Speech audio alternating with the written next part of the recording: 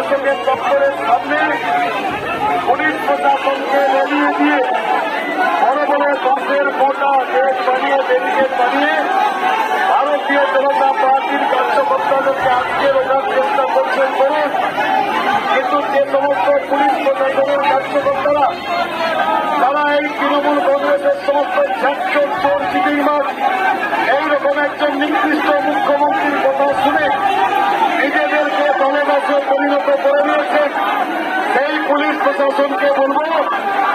যে আপনারা শুধু আর্থিকের ঘটনা নয়, আপনার মেয়েটাও কিন্তু বড় হচ্ছে,